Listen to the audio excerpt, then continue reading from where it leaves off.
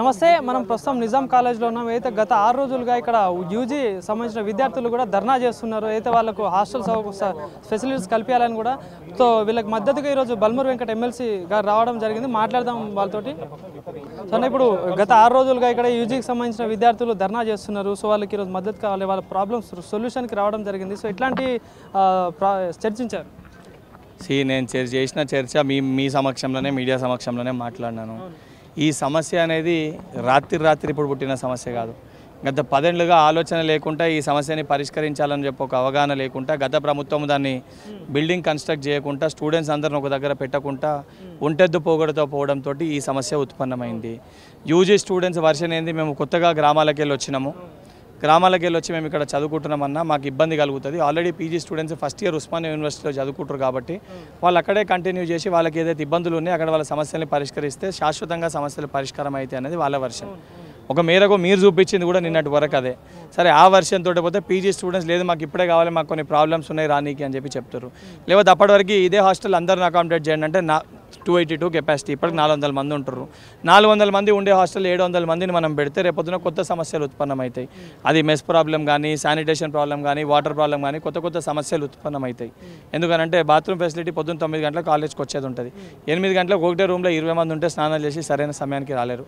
So ఈ సమస్యలన్నీ పరిష్కారం కావాలంటే విద్యార్థులందరూ కూడా పెద్ద మనసుతో ఆలోచించి పంతాలకి పోకుండా అటు యూజీ స్టూడెంట్స్ ఏదైతే పీజీ స్టూడెంట్స్ అక్క మా కోసం మీరు 1 ఇయర్ ఉన్నారు కదా, ఇంకో 1 ఇయర్ ఓపిక పట్టండి అని వాళ్ళని రిక్వెస్ట్ చేసుకోవడము. అదేవిధంగా పీజీ స్టూడెంట్స్ కూడా మన తెలంగాణ పిల్లలే కదా, మన చెల్లెళ్ళే కదా అని చెప్పి వారు ఆలోచిస్తే ఈ సమస్య శాశ్వతంగా పరిష్కారం అవుతుంది. శాశ్వత పరిష్కారానికి ప్రభుత్వం కూడా 100% వాళ్ళకి సంబంధించిన వసతులలో ఏ రకంగా ప్రొవిజన్స్ కల్పించాలి, అక్కడ ఇబ్బందులు జరగకుండా చూసుకోవాలి, ఆ దిశగా ప్రభుత్వం ఆలోచిస్తుంది, నిర్ణయం తీసుకుంటుంది వారు ఏ నివేదిక ఇచ్చినా. దానితో పాటు కంప్లీట్గా ఈ సమస్యని పరిష్కరించడానికి ఇక్కడ అడిషనల్గా 2 ఫ్లోర్స్ ఆ బిల్డింగ్గా ఏ కట్టడానికి ఏం అవసరం ఉందో గౌరవ ముఖ్యమంత్రి గారే విద్యాశాఖ మంత్రిగా ఉన్నారు కాబట్టి 100% వారికి కూడా ఈ ప్రతిపాదన తీసుకొని వెళ్ళి శాశ్వతంగా ఈ సమస్య పరిష్కరించడానికి 100% ప్రభుత్వం సంకల్పిస్తుంది. దాని బాధ్యత నేను తీసుకొని ముఖ్యమంత్రి గారి దగ్గర కూడా తీసుకొని వెళ్ళి ఈ సమస్యని వివరించడం కూడా జరుగుతుంది. అంటే పీజీ స్టూడెంట్స్ కూడా వాళ్ళ ఓయూ క్యాంపస్కి పంపిస్తే కూడా మాకు రావడానికి ఇబ్బంది అవుతుంది, మాకు ఇక్కడే కల్పించాలి. ఎందుకంటే మాకు గతంలో కూడా 50% అని కేటాయించారు.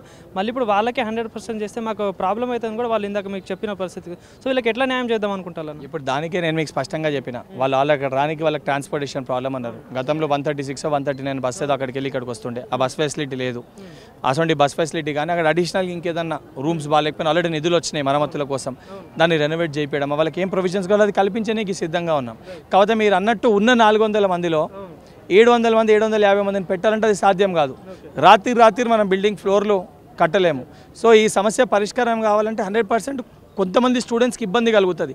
కానీ యూజీ పీజీ అని వేరియేషన్ తోటి ఆలోచించకుండా అందరం కూడా నిజాం కాలేజ్ స్టూడెంట్స్ అని ఆలోచించి ప్రభుత్వం ఏం చేయాలి, మీరు అన్నట్టు ఇప్పుడు ట్రాన్స్పోర్టేషన్ ఆడికెళ్ళిడికి బస్సు పెట్టడమా, పొద్దున ఒకటి సాయంత్రం ఒకటి, లేదా ఒక బస్ కాదు 2-3 బస్సుల ప్రొవిజన్ కల్పించడమా, ఇటువంటి ఏవైతే సమస్యలు ఉన్నాయో మీడియా ముఖంగా మీరు కూడా ఇప్పుడు మీరు అక్కడ చూపించారు, వాళ్ళే చూపించారు, వీళ్ళే చూపించారు.